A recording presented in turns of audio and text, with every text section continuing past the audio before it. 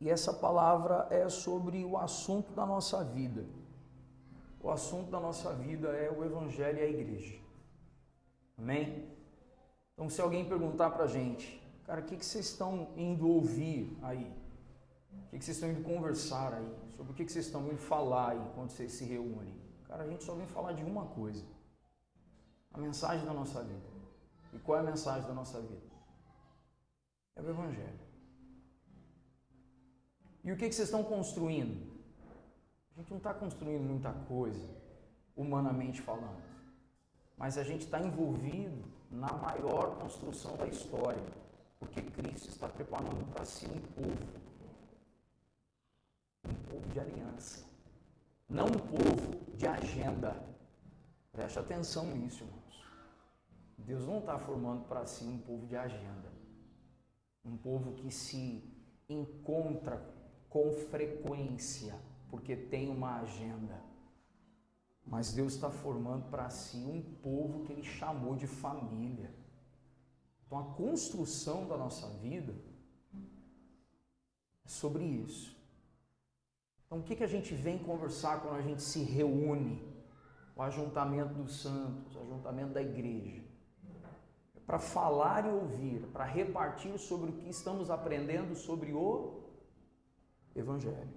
E o que vocês estão fazendo? O que vocês estão construindo, cara? Nós estamos construindo, na verdade a gente mesmo não está construindo nada. A gente só está cooperando com aquele que é o construtor. Nós estamos cooperando com a construção de uma família. Amém, gente? E eu quero trazer uma mensagem hoje sobre o anseio de sermos, o desejo de sermos uma igreja que ela fervilha do Espírito. Você ouviu isso, irmão? Não uma igreja que é cheia de atuação, mas uma igreja que fervilha da vida do Espírito. Esse tem sido o nosso maior desejo. E eu quero abrir a Bíblia com os irmãos, lá em Atos dos Apóstolos, capítulo 17.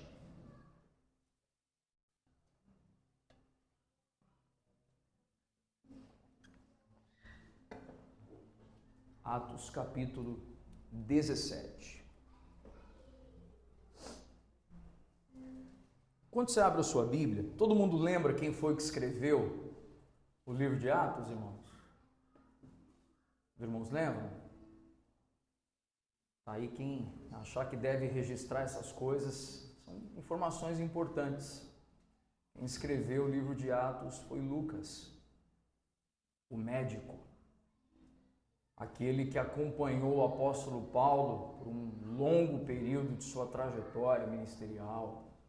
Quem escreveu Atos, irmãos, viu algo incrível acontecendo, porque ele não tinha vivido. Lucas não foi um homem que viu Jesus agindo ali na sua atividade ministerial, no seu tempo aqui na terra. Mas Lucas viu o Espírito de Cristo fazendo aquilo que ele tinha ouvido que Cristo tinha feito. Tanto é verdade que alguns teólogos que dizem que Lucas seria o Evangelho falando das obras de Jesus. E quando a gente fala de Atos, é o mesmo Jesus atuando, mas por meio agora do seu Espírito. Então seria Atos de Jesus 2. Então Lucas seria Atos de Jesus 1 e Atos seria Atos do Espírito Santo, Atos de Jesus por meio do Espírito, capítulo 2, porque nós vemos a mesma coisa fluindo ao longo da história.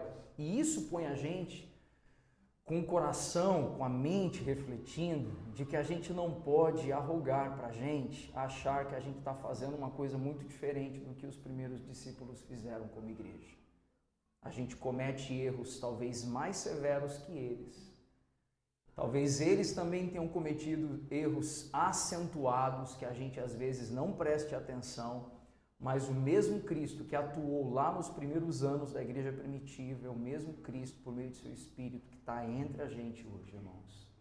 Amém? E Atos então 17 começa dizendo algo para a gente. Vamos ler?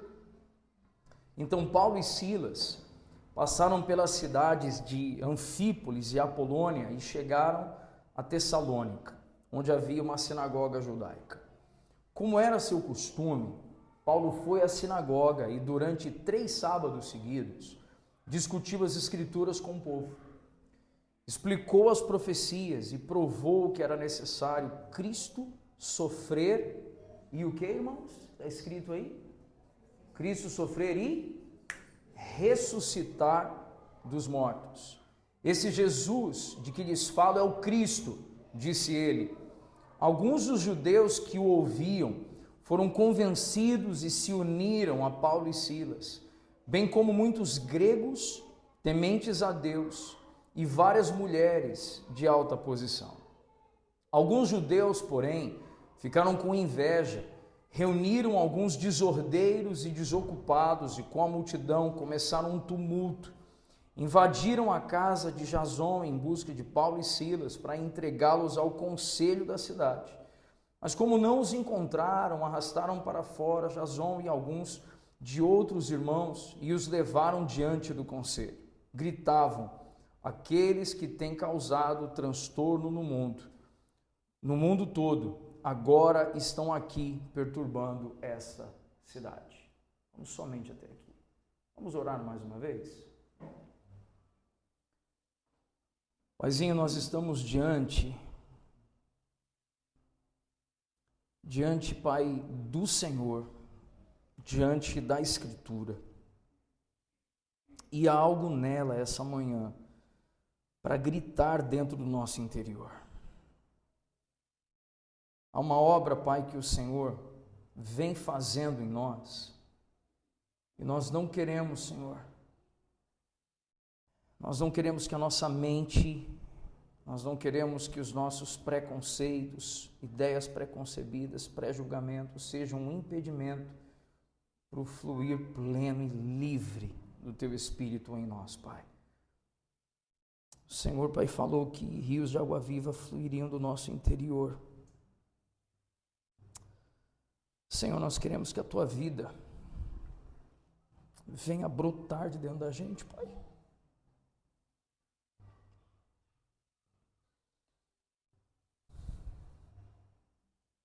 Não queremos trabalhar, Pai, no nível de intelecto e entendimento humano, mas queremos, Pai, com o intelecto discernir a direção que o Senhor está conduzindo a Tua igreja, Pai. Trabalha na nossa mente, Pai, mas queremos também um coração, Pai, quebrantado. Um coração, Pai, que se submete ao Senhor. Quanto a mim, Senhor, sou um homem miserável que carece do Teu favor e da Tua graça. Dá-me graça, Senhor, a servir esse lindo rebanho que o Senhor ajuntou para o Senhor aqui nesse lugar. Vem produzir a Tua vida no coração de cada um dos irmãos aqui.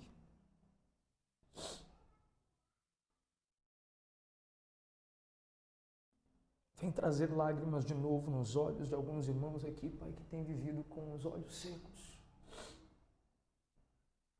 Vem produzir quebrantamento de novo, irmãos, Pai, que têm vivido lutas e desafios, estão com seus corações talvez um pouco encruados pelas circunstâncias.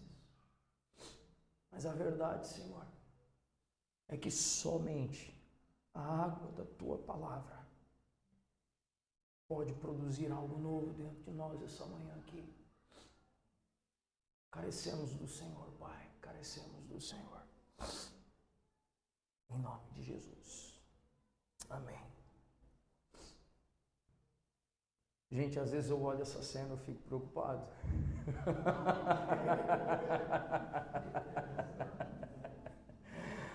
Isso literalmente, assim, leva-me às águas de descanso e refrigera a minha alma. Ô cara, você vai dormir na mensagem do papai, mano? Olha lá, hein? Fiz sua barba ontem, hein, macho? Olha lá, hein? Irmãos, esse texto aqui, ele está tratando da jornada, é a jornada da igreja, irmãos. Eu quero trazer para a gente um pequeno comentário assim, introdutório, que a gente lê, e a gente começou no texto dizendo que então primeiro verso está dizendo que então Paulo e Silas foram entrando em Tessalônica, passaram por algumas cidades e chegaram em Tessalônica. Mas Paulo e Silas, eles estavam fazendo tudo o que estavam fazendo para edificar uma casa espiritual. Então, se nós trouxermos para o nosso entendimento, nós devemos ser estes que, como Paulo e Silas, estão engajados em edificar uma casa espiritual. De fato, Paulo, o apóstolo dos gentios, foi um homem de proeminência, notoriedade, e certamente em Novos Céus ou Nova Terra eu vou querer sentar junto com os irmãos para a gente chamar Paulo e bater um papo com ele. Assim, cara, conta pra gente como foram, alguns detalhes da sua trajetória. Você já imaginou que a gente vai viver isso, irmãos? A gente vai sentar com Paulo, com Pedro, com o apóstolo Tiago. A gente vai sentar com esses irmãos e vamos ouvir sobre o que eles viveram do Senhor. Vamos cear com eles. Vamos comer à mesa com eles. E uma mesa que Jesus, o nosso irmão mais velho, providenciou para nós estarmos. Se essa esperança não nos tira da inércia e não nos ergue, nós estamos com o Evangelho no intelecto, mas o Evangelho não desceu para o nosso coração. E nós vemos aqui dois irmãos que eles entraram numa cidade assim como nós entramos nas nossas cidades. A gente é colocado por Deus em lugares para sermos aqueles que vão carregar do Evangelho, vão levar do Evangelho. E eles começaram a explicar as profecias, e tem algo no texto que eu quero enfatizar. Ele explicou a profecia, as profecias no verso 3, e provou que era necessário Cristo sofrer e fazer o que, irmãos? Não era só sofrer, Cristo haveria de sofrer e ressuscitar dentre os mortos. E tem uma frase que é importante para a construção desse sermão, que se você quiser pôr em evidência. A frase é: esse Jesus de que lhes falo é o Cristo. Essa frase é de extrema importância para o sermão dessa manhã. E é importante nós entendermos o que estava acontecendo ali quando ele estava entrando em uma cidade. Qual o nome da cidade que ele estava entrando? Tessalônica. Que cidade era essa? Haviam alguns grandes centros na Ásia Maior, Ásia Menor, na região do Oriente. Desses grandes centros, um dos mais famosos que a gente sempre fala era Éfeso. Um outro grande centro, Corinto. E outro grande centro era Tessalônica. Se a gente fosse pensar em grandes cidades em nível Brasil, o que a gente responderia como grandes centros no Brasil? Top 1, a gente ia jogar o quê? São Paulo. Aí os mineiros iam puxar a segunda para jogar a grande BH, os cariocas já, não, é Rio de Janeiro. Mas enfim, a gente ia falar de... Oi? É a grande vitória. Mas quando a gente pensa nos grandes centros, são os polos o que, irmãos? É importante a gente processar isso. Esses grandes centros são os grandes polos econômicos, culturais, sociais. E Tessalônica era um lugar como esse. A cidade na época, ali Tessalônica, que é uma cidade hoje dentro da Grécia, ela era capital da Macedônia. Grave essa expressão, capital de uma região conhecida como Macedônia. Ele era um grande centro comercial e que era pau a pau com Corinto. Abrigava um dos maiores portos marítimos da época, que tinha o Mar Egeu. E esse Mar Egeu abria possibilidades para o Oriente e para o Ocidente. Então eles conseguiriam, partindo de Tessalônica, desaguar a produção da cidade ou as transações comerciais, seja para um lado do mundo ou para o outro. E quando Paulo chega naquele lugar, na época, a população girava em torno de 200 mil habitantes. Irmãos, eu sempre foge da minha mente qual é a população aqui da Serra, que é a cidade mais populosa do estado do Espírito Santo. Pouco menos de 600 mil. Por aí. Então o que a gente percebe, irmãos? Quando a gente pensa na cidade da Serra, gente, é uma cidade grande, territorialmente, com recursos naturais incríveis a nossa cidade. E quando você pensa proporcionalmente, talvez se Tessalônica tivesse ali 200 mil habitantes, 220, como alguns dizem, uma cidade extremamente, assim, a Avenida Central num sábado de manhã, irmãos, você não consegue andar, tudo bem? Imagina o comércio fervilhando ali em Tessalônica. Mas havia ali uma importante sinagoga na cidade. Quando a gente usa a palavra sinagoga, nós estamos falando de um lugar onde se reuniam quem para cultuar? Muito importante a gente entender isso. Usou a palavra sinagoga é diferente de usar a palavra templo. Porque a palavra templo era muito comum para que qualquer pessoa pudesse ir para cultuar qualquer deus.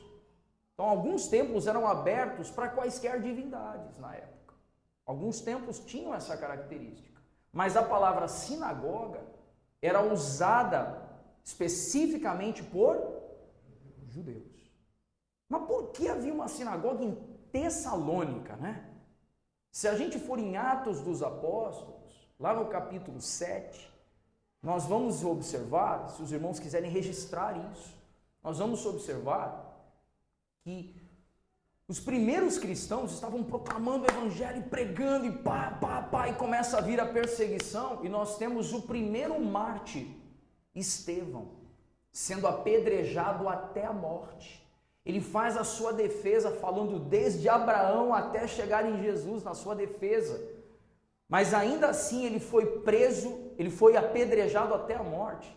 E nós vemos que a partir dali começou o espalhar dos cristãos saindo de Jerusalém. E aí preste atenção, eles eram judeus, eles eram adeptos do judaísmo, agora convertidos ao evangelho, e estavam sendo espalhados sobre a terra.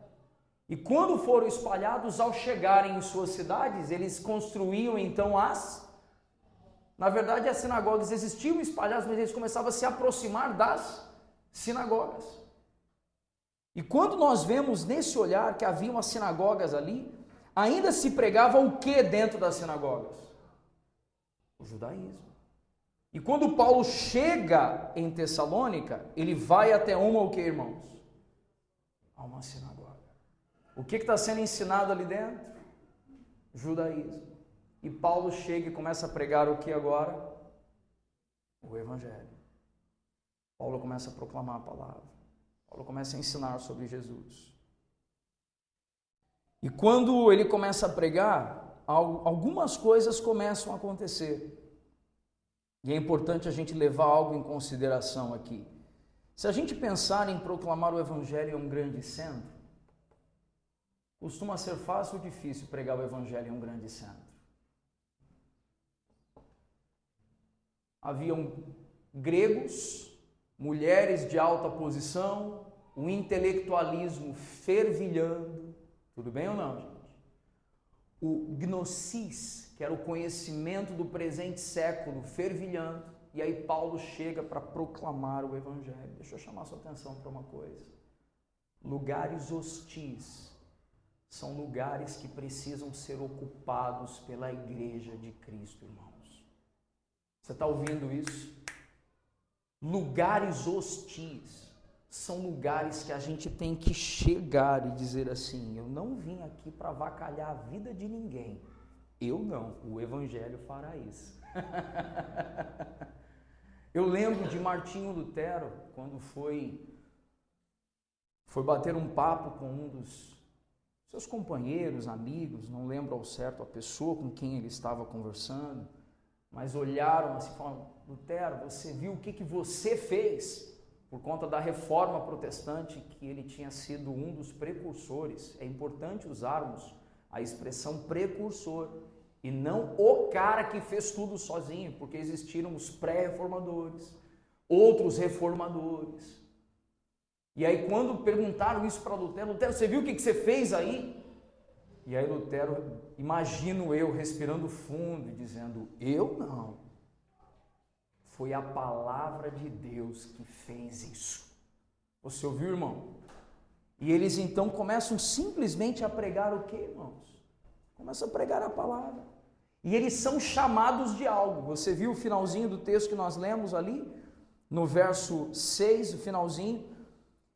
Quando levaram eles perante o conselho, na verdade levaram não Paulo e Silas, porque eles tinham saído antes, né? Mas levaram Jasão e os que estavam em sua casa, estavam falando ali, ó, que aqueles que perturbaram o mundo agora estão onde? Estão nessa cidade. O perturbar o mundo, o que era o perturbar o mundo? O perturbar o mundo é porque eles estavam anunciando um rei que era servo. Você ouviu o que eu disse? Tudo bem, filho, tudo bem.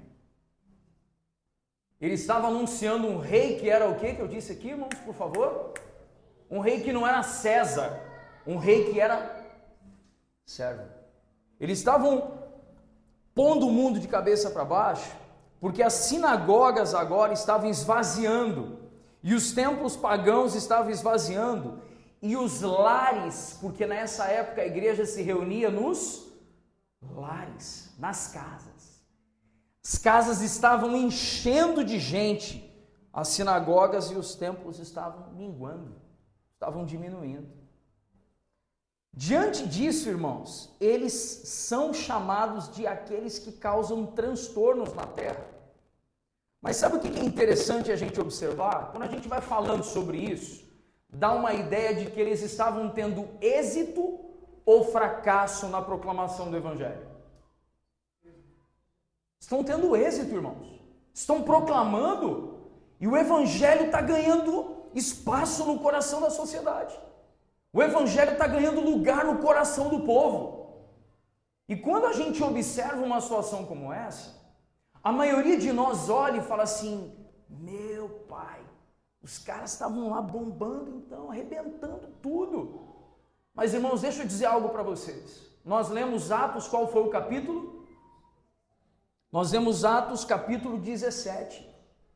Você sabe o que aconteceu em Atos dos Apóstolos capítulo 16?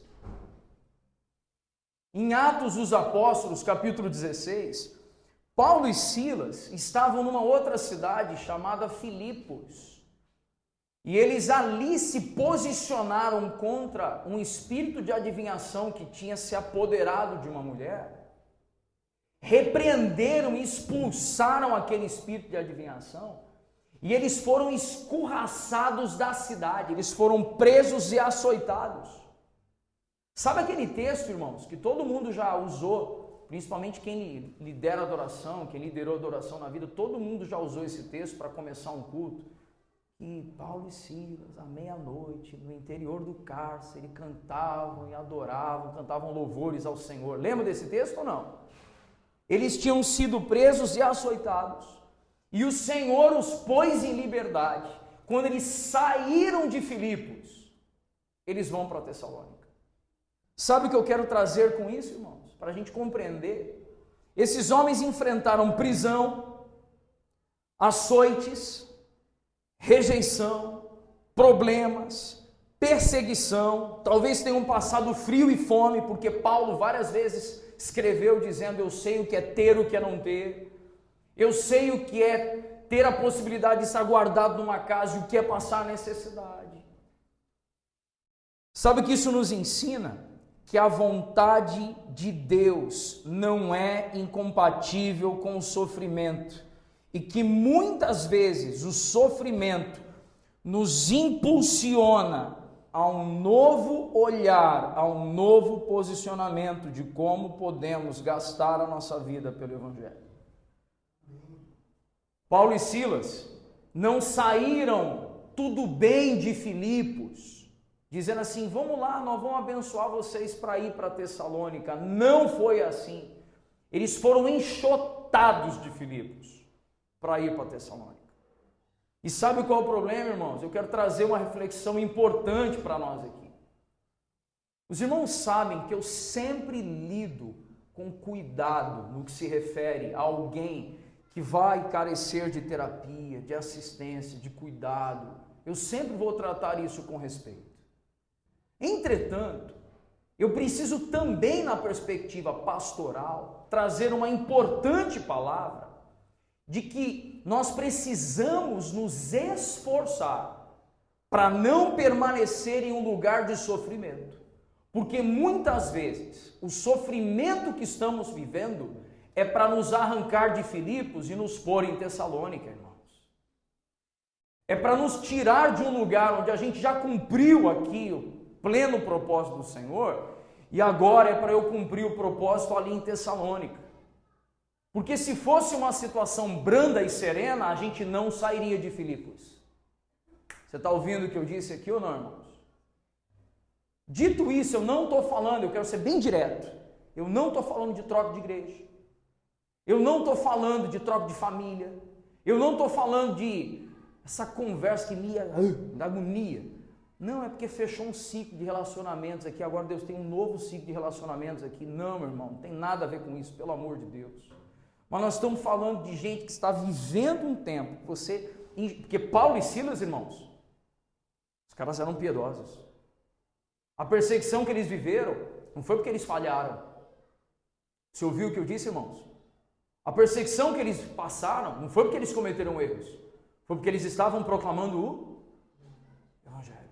Então, quando o sofrimento vem por meio do Evangelho, e às vezes a gente é enxotado pelo Evangelho, não porque a gente errou, irmão, porque quando a gente errou, a gente tem que voltar e corrigir.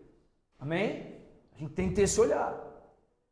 Mas quando é o impulsionar que a gente vê, eu não faria qualquer movimentação, mas a gente vê que o Senhor às vezes tira a gente de um lugar e por meio do sofrimento põe a gente em outro lugar. E foi isso que eles viveram, que aqueles irmãos viveram. Diante disso, irmãos, a igreja em Tessalônica, ela foi gerada no útero do sofrimento. Aqui é uma frase de Hernandes Dias Lopes, preste atenção. A igreja foi gerada no útero do sofrimento, nasceu no berço da perseguição e floresceu em um ambiente de profunda hostilidade. Eu quero frisar aqui. Nasceu em um útero de que eu disse? De sofrimento, em um berço de perseguição e floresceu em um ambiente de profunda hostilidade. Wiersbe e Flávio Josefo, Wiersbe é um teólogo e Flávio Josefo um historiador. Eles acreditam em algo que não há registro na Escritura, mas é uma perspectiva histórica da época. E por isso eu quero ter o cuidado de dizer que é uma perspectiva o quê, irmãos? Histórica da época. E nessa perspectiva eles acreditam que as transações comerciais com relação aos primeiros cristãos em Tessalônica, eles começaram a sofrer sanções. Eles começaram a sofrer algum tipo de perseguição por terem se tornado cristãos. Pastor, explica isso melhor para a gente. Imagine você ir fazer uma entrevista de emprego e no meio da entrevista de emprego você, por ser cristão, alguém chegar e dizer assim, não, a gente não contrata crente aqui, não. Você ouviu esse exemplo? Não. Há relatos históricos de que o que alguns cristãos em Tessalônica poderiam ter enfrentado envolve eles terem a dificuldade social e econômica por serem agora marginalizados pela sociedade de Tessalônica. Porque essa sociedade em Tessalônica prezava pelo intelectualismo e aqueles irmãos estavam buscando viver um evangelho na simplicidade. Enquanto alguns queriam fazer o culto a César, aqueles irmãos estavam cultuando um rei que se tornou servo de todos os irmãos. Gente, olha que loucura! E os embates começando a acontecer na sociedade fez com que irmãos fossem marginalizados. E essa igreja agora surge bombando no quesito humano, ou essa igreja surge com lutas e dificuldades, irmãos? Essa igreja surge com lutas e desafios. A chegada do evangelho em Tessalônica também, ela coincide com uma outra coisa.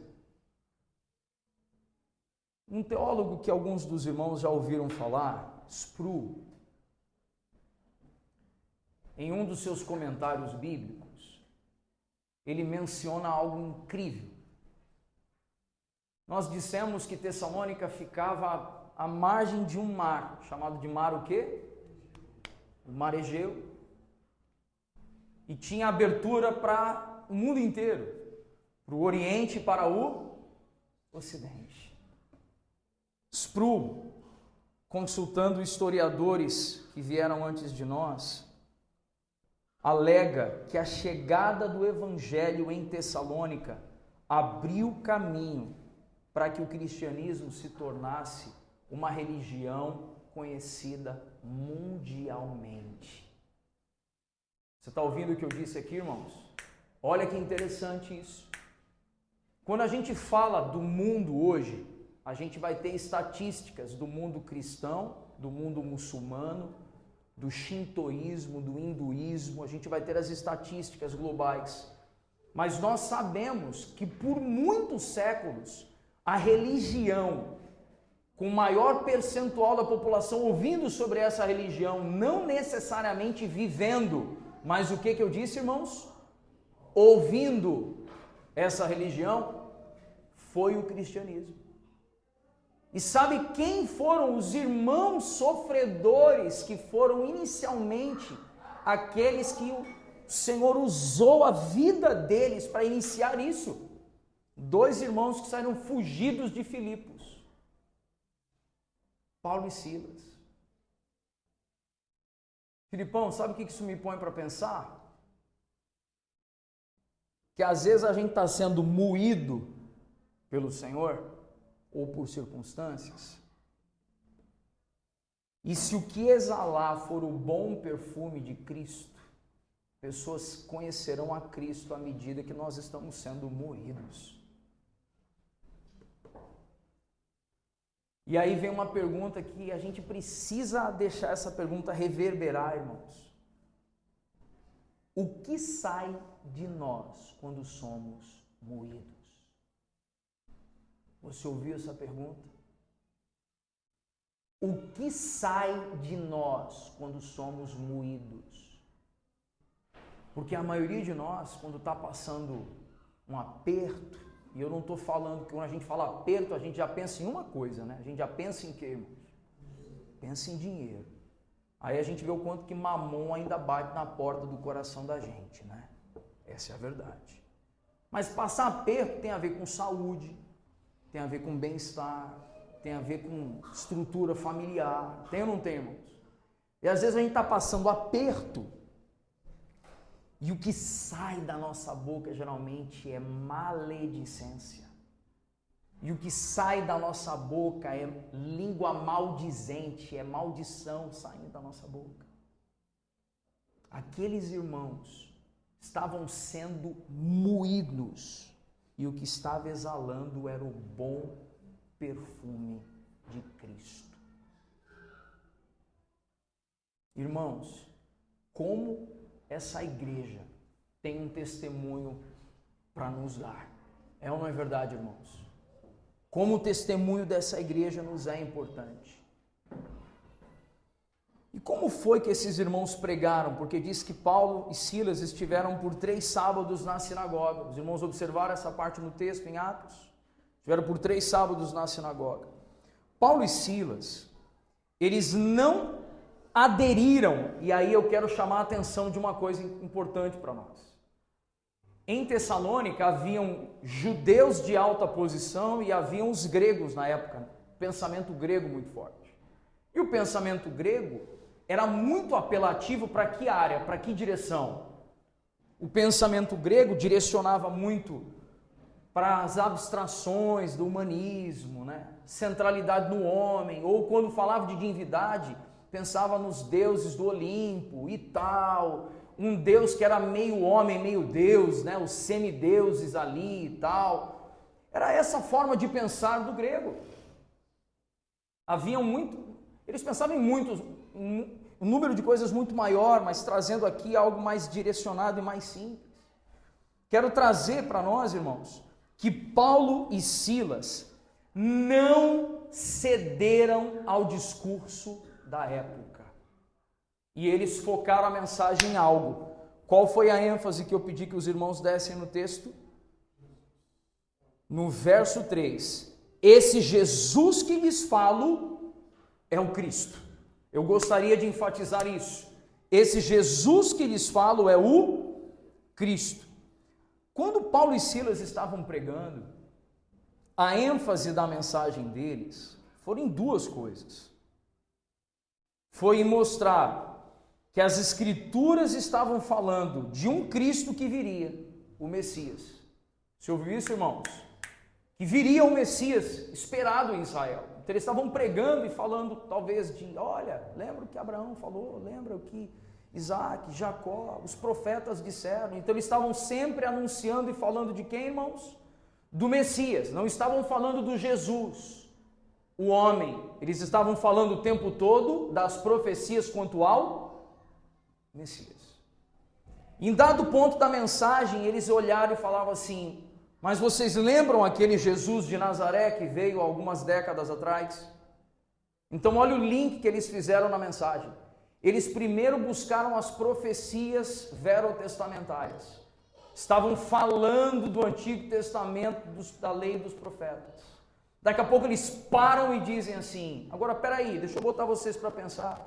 Lembram daquela história que vocês ouviram de um homem que veio algumas décadas atrás aí, chamado Jesus, o Nazareno? Vocês lembram dele?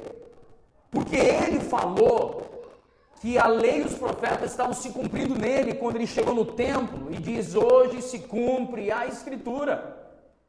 E quando eles começam a pregar, eles pegam o Messias esperado, o Cristo, o Jesus de Nazaré, unem as duas informações e dizem, aquele Jesus, ele é o Cristo.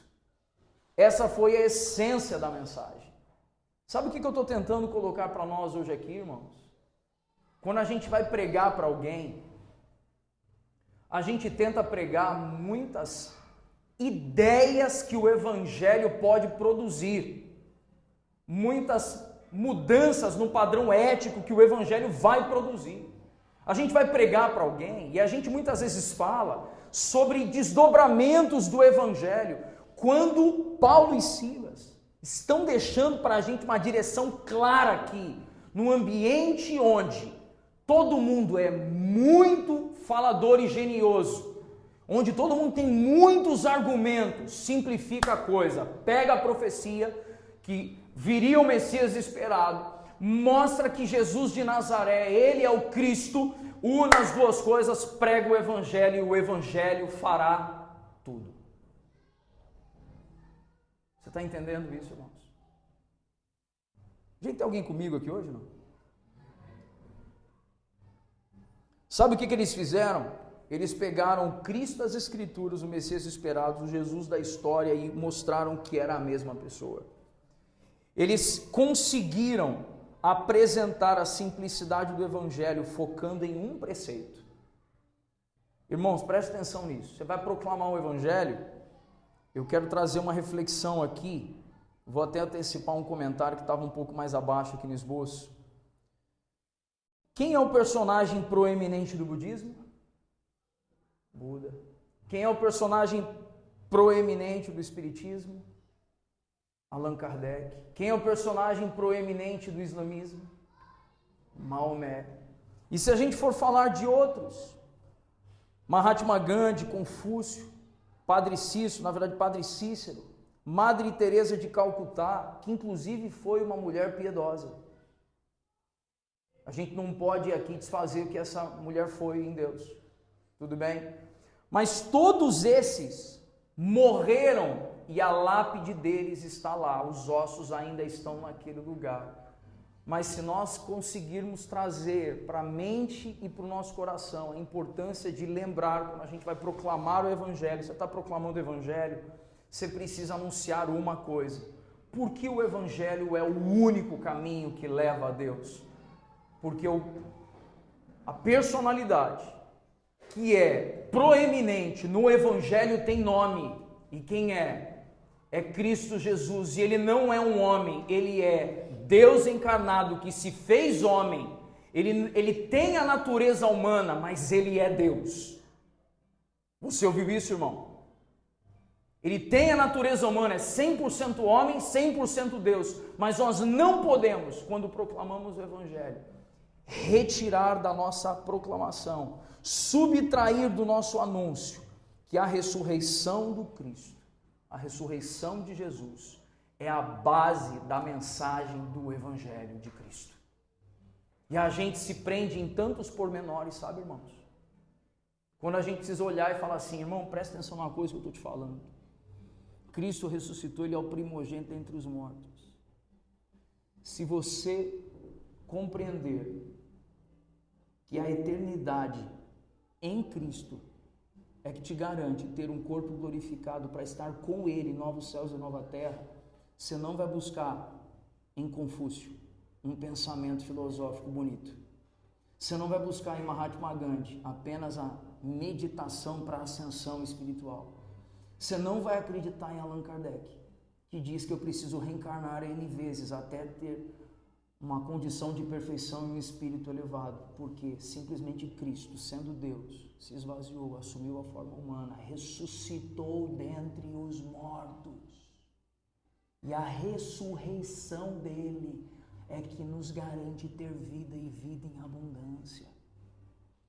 Essa mensagem precisa ganhar não só o nosso coração, mas ganhar também o nosso discurso. Nós precisamos proclamar essa verdade como Paulo e Silas proclamaram, irmãos. Revelar que Jesus é o Cristo. Sabe o que Hernandes Dias Lopes certa vez disse em um de seus livros? Quando ele estava escrevendo exatamente sobre a história de Paulo e Silas, Hernandes escreveu dizendo assim: a pregação é lógica pegando fogo, é teologia em chamas. Pregação é a teologia que extravasa de um homem que está ardendo em chamas no Senhor. Sabe o que Paulo e Silas estavam preocupados em proclamar? Paulo e Silas estavam preocupados em proclamar que a base do Evangelho é a ressurreição do Cristo e Ele garante vida. Sabe o que eu estou tentando trazer para a nossa meditação e a nossa mente, nosso coração na manhã de hoje? Que nós não sejamos uma igreja que se assenta para aprender apenas. Irmãos, é necessário sentar para aprender ou não? Mas nós não podemos ficar como um boi cevado, engordando, onde não fazemos o que Paulo e Silas fizeram, que é olhar um lugar hostil. Pastor, mas aqui é difícil. Seja Cristo naquele lugar. Proclame o Evangelho onde você estiver. Não há salvação, irmãos, preste atenção nisso. Não há salvação sem nos integrarmos, nos unirmos a Cristo. E nos unirmos a Cristo, precisamos então viver em família, compreendendo a importância de proclamação e discipulado, que são dois pilares essenciais para a nossa eclesiologia aqui da família Betânia. Entendemos ser eclesiologia bíblica, essa é a verdade. Agora, muita atenção no que eu quero dizer aqui. Será que teve efeito a passagem de Paulo e Silas ali em Tessalônica, irmãos? Que efeito será que houve ali? Eu quero ler aqui rapidamente 1 Tessalonicenses capítulo 1. Abra sua Bíblia. 1 Tessalonicenses capítulo 1. O que será que aconteceu? Porque Paulo também teve que sair às pressas de Tessalônica. Você acredita nisso, irmão? Paulo sai às pressas primeiro de onde? De Filipos, aí vai para Tessalônica. Daqui a pouco Paulo tem que sair às pressas de Tessalônica também, gente. Olha só que loucura. E a gente querendo ter vida boa. E a gente querendo trabalhar nos melhores lugares do mundo. E a gente não quer ter hostilidade em lidar com gente que não conhece a fé cristã. Irmão, presta atenção. Quando você se relaciona com um colega de trabalho que não professa a fé cristã, ele está em trevas. Você não pode esperar dele mais do que ele possa te entregar. Ele não tem Cristo para te entregar, filho. É você que precisa repartir de Cristo com ele. Você está na luz e precisa ser a luz do mundo. Nós somos aqueles que somos os filhos da luz e precisamos trazer luz onde pusermos a planta dos nossos pés. Não é para pôr a planta do pé e dizer, onde puser a planta do seu pé, o Senhor vai te dar como herança. Que vitória, evangelho triunfalista pífio é esse? É sobre você entrar num lugar que é trevas. Mas eu sou um filho da luz. E eu anuncio a ressurreição do Cristo e que tem vida para aquele que está morto na minha frente. E o meu coração se enche de misericórdia, porque se eu não proclamar, ele vai se perder, a alma dele vai queimar no inferno. Quando Paulo diz, tem depois entranhas revestidas de misericórdias, a gente quer ter misericórdia com o irmão aqui, que o irmão é falho e tem que ter, mas a gente tem que ter compaixão de gente que está vivendo na imoralidade, na prostituição, no adultério, está vivendo na homossexualidade, está vivendo em tudo quanto está tranqueira na vida. A gente precisa ter misericórdia, porque se nós não levarmos a luz, eles não verão o Cristo. Eles não verão o Cristo.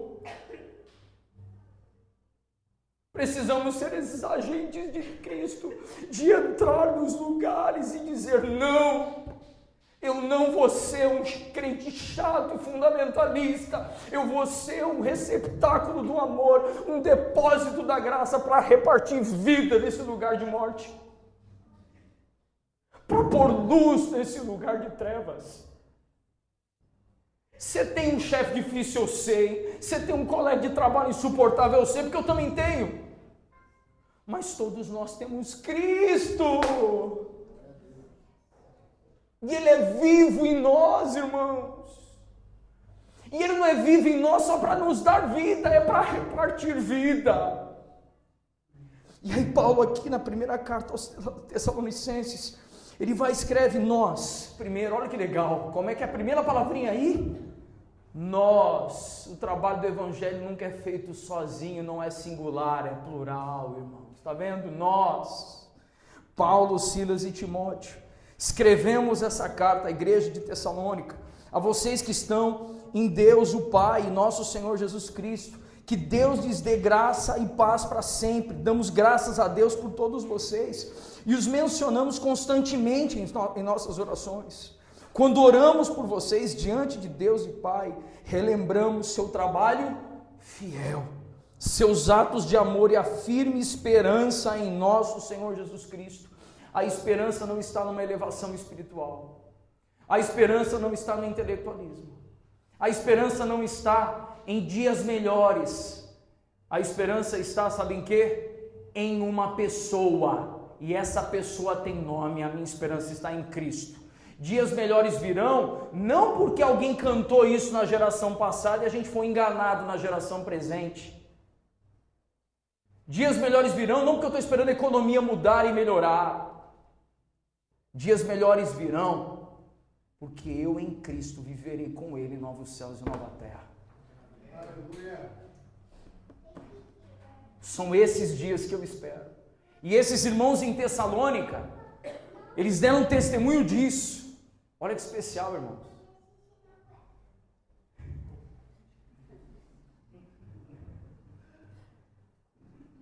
E agora, como é que continua?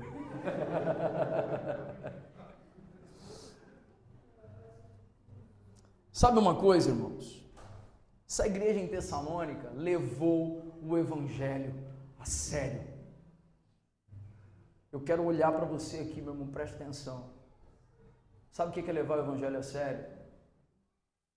O Evangelho levado a sério, ele muda você para você mudar o mundo. Você ouviu isso, irmão? O Evangelho muda você para você mudar o mundo. O Evangelho não é para a gente engordar e ficar igual um boi cevado, sabendo sobre ou conhecendo a. Saber sobre Deus ou conhecer a Cristo. Entende? O Evangelho não é para fazer a gente se instruir aqui nos nossos ajuntamentos apenas. O Evangelho é para a gente ser instruído nos nossos ajuntamentos. Sairmos por aquelas portas e levarmos vida onde a gente está indo, que tem trevas. E às vezes a treva vai estar dentro da família, irmão. Você ouviu isso? Às vezes a treva vai estar dentro da família. E o que você vai fazer? Você vai entrar em conflito? Combate? Você vai esquecer do que Paulo escreveu, que a nossa luta não é contra a carne ou o sangue? Você vai esquecer disso? Você não está competindo com o seu familiar. Ele só é um miserável que não conhece a Cristo. E você é outro miserável que conheceu. Mas continua sendo miserável, porque sem a graça a gente não faz nada.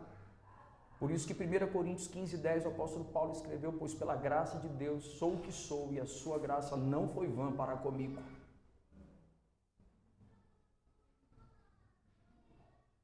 Irmãos, precisamos recuperar o senso de missão da igreja. Você está ouvindo isso, irmão? A mensagem da manhã de hoje, ela tem um alvo, um foco, uma direção. Sabe qual é? É retomarmos o senso de missão da igreja. A gente fala sobre proclamação e discipulado. Nós estamos encontrando aqui discipulado. E o quanto nós estamos proclamando? Nós precisamos ser os agentes de proclamação do Evangelho aí fora, gente. No último encontro de homens aqui, eu falei sobre algo brevemente. E quero recuperar essa conversa para os homens, vai ser repetitivo. O que nós esperamos ver em um irmão? Nós esperamos ver em um irmão, ouvir de um irmão, um discurso eloquente? Porque Paulo, quando escreveu à igreja em Corinto, ele falou assim: quando eu estive em vocês, eu não fui com palavra de conhecimento ou sabedoria. Eu não quis mostrar nada a vocês, senão as marcas do Cristo crucificado. E eu posso dizer algo, irmão: você pode não ser eloquente, mas há marcas do Cristo crucificado em você, então mostre essas marcas para quem carece. Você está entendendo isso, irmão? Mostre as marcas do Cristo crucificado que já estão em sua vida. Admita as suas áreas de imperfeições, mas testemunhe daquilo que você tem crescido no Evangelho. Há marcas do Cristo crucificado em você, irmão. Proclame as virtudes daquele que nos chamou das trevas para a sua maravilhosa luz. Esse é o senso de missão da igreja. Nós podemos ir em uma viagem missionária, mas devemos viver como proclamadores constantes do Evangelho. Porque eu posso ir numa viagem de 15 dias de duração e nunca ter pregado o Evangelho numa conversa simples no local de trabalho. Há uma simplicidade no viver da igreja de Tessalônica que tem muito a nos ensinar. Para a gente encerrar aqui, uma coisa que a igreja em Tessalônica fez: primeiro, ela imitou o modelo certo. Quem que estava ensinando o Evangelho para eles, irmãos? Paulo e Silas. Sabe o que eles fizeram? Eles olharam para Paulo e Silas, olharam e falaram assim: mas esses homens sofrem, gente. Se esses homens sofrem, eu sou capaz de suportar o sofrimento no Evangelho também. Escolher imitar o exemplo daqueles irmãos piedosos que estão ali diante de nós. Olha que especial que esses irmãos nos ensinaram. Sabe o que mais essa igreja em Tessalônica fez? Primeiramente, ela fez o que eu disse? Vamos ver se você pegou. A igreja em Tessalônica imitou o modelo certo. O modelo de gente de verdade. Gente, honestamente, hoje entre nós, quem tem ensinado aqui na nossa igreja local? Eu, Rafael e o Elbert, começando no encontro dos homens. Irmãos, nós somos modelos falhos ao extremo. Somos cheios de fraquezas e limitações. Mas naquilo que houver as marcas do Cristo crucificado na gente, irmãos, Observe o que Cristo vem produzindo em nós. Não é sobre também nós queremos parecer perfeitos para os irmãos. Às vezes a gente vem aqui para pregar e a gente fala dos podres da gente. É ou não é verdade, irmãos? A gente fala dos erros da gente. Sabe por que a gente faz questão de fazer isso? Para que os irmãos saibam que Cristo continua trabalhando na gente. A gente não tem condições de dizer que a gente está pronto. A obra de Cristo só vai estar pronta quando? No dia de Cristo. Enquanto não chegou o dia de Cristo, eu estou em obras. Mas nós precisamos imitar os exemplos que o Senhor tem nos dado. Tem os apacentadores entre nós aqui, irmãos. Tem os irmãos que são os apacentadores dos grupos de casa em casa. Haroldo e Adriana precisaram sair hoje um pouco mais cedo por conta de um compromisso em família. Nós temos Zélio e Karina, temos Felipe Alves e Aline, temos o Rafa e Alice, Elbert e Deviane. São irmãos falhos, mas que naquilo que há Cristo neles, devemos olhar uns para os outros e nos inspirarmos a ser mais diligentes no Evangelho. Consigo me expressar com clareza, irmãos? Sabe o que mais essa igreja fez? Essa igreja recebeu a mensagem certa. Ela abraçou a pureza do Evangelho. Essa igreja não aceitou o pensamento grego, ela aceitou a verdade do Evangelho. Terceira coisa, essa igreja, ela teve a reação certa. Qual a reação certa? Ouviu do Evangelho, está imitando o modelo piedoso? Qual a reação? Ué, mas esses irmãos aqui são falhos? Eu também sou, mas eles não param, eu também não vou parar. Vamos embora, vamos prosseguir, vamos ter a reação certa. Não vamos nos deter no caminho. Sabe qual a reação certa, irmão? Não rejeita o sofrimento quando ele produz algum tipo de benefício para o seu caráter. Preste atenção nisso aqui. Irmãos, eu sei, não é uma coisa que eu acho, porque eu tenho estado com os irmãos em seus lares, fazendo visitas, em alguns atendimentos aqui no gabinete, algumas ligações. Eu sei que há muitos dos irmãos aqui vivendo sofrimentos. Mas qual a reação certa que nós podemos ter agora, que estamos em Cristo? Não é agora que estamos ouvindo essa mensagem, é agora que estamos em Cristo. Sabe qual a reação certa? Ainda que haja sofrimento, Senhor, trata o meu caráter, porque eu quero no sofrimento revelar o bom perfume de Cristo. Eu quero mortificar esse homem carnal aqui. Eu quero matar esse Adão todo dia eu quero mortificar esse Adão. Essa é a reação certa. E essa igreja se tornou um modelo. Preste atenção, olha que especial. Essa igreja se tornou agora um quê? Um modelo. Só que essa igreja aparentemente bombava, era uma igreja sofredora. Uma igreja sofredora. Sabe uma das coisas curiosas? Gente, vocês têm compreensão quando a gente fala do Evangelho ali no primeiro século? Uma igreja estava brotando aqui, outra ali, Paulo escrevendo para uma, escrevendo para outra, as coisas estavam acontecendo tudo simultaneamente. Você tem essa compreensão, amém? Tudo acontecendo quase ao mesmo tempo ali, muitas coisas entrecruzadas. Aí sabe o que aconteceu? Paulo escreveu uma carta a Corinto. E olha como a gente às vezes não liga os pontos. Paulo escreveu uma carta a Corinto. Segunda carta de Paulo aos Coríntios, capítulo 8, que é um texto que a gente usa muitas vezes para falar de contribuições, para falar de dízimos e ofertas. E tem um início do texto que a gente não presta atenção. Diz que os irmãos da Macedônia, eles se propuseram, além muitas vezes da sua força, se propuseram a participar da obra do Evangelho. Olha que especial, irmãos. Aqueles irmãos que estavam passando o que, gente?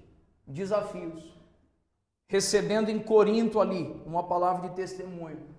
E que os irmãos eram sérios no Evangelho. O testemunho firme sendo entregue para aqueles irmãos. Porque eles escolheram um modelo de sofrimento piedoso. E não abriram mão da pureza da palavra do Evangelho. Como tem sido o meu coração e o seu coração diante da mensagem do Evangelho? Qual tem sido a resposta da gente perante a Escritura? Será que eu tenho sido seletivo? Ouviu essa pergunta? Será que eu tenho sido o que eu disse aqui? Seletivo. A gente ouve uma mensagem, aí a gente faz recortes assim, ó, esse ok, esse não ok. Porque certamente o apóstolo Paulo e Silas, quando estavam ensinando os irmãos, vieram bons conselhos que fez a galera, isso aí! E vieram algumas palavras de confronto, dizer assim, você está errado aqui. Não estou não! Está errado. E você não está percebendo que seu coração é obstinado. Por isso que quando eu leio, parece que eu ouço a voz assim de irmãos que eu respeito, assim. Quando eu vejo aquela carta que Paulo escreveu aos Gálatas, quando digo assim, meus filhinhos, porque de novo sofro dores de parto, a fim de ver Cristo formado em vós.